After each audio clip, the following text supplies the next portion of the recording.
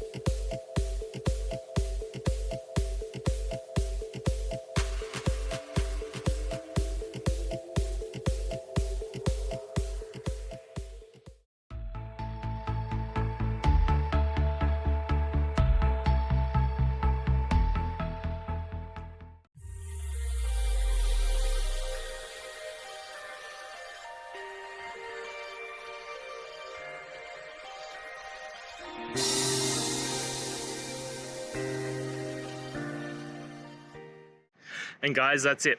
I hope this video has helped you and get you through to that resolution you needed. If it did, please, I'd appreciate it if you hit subscribe.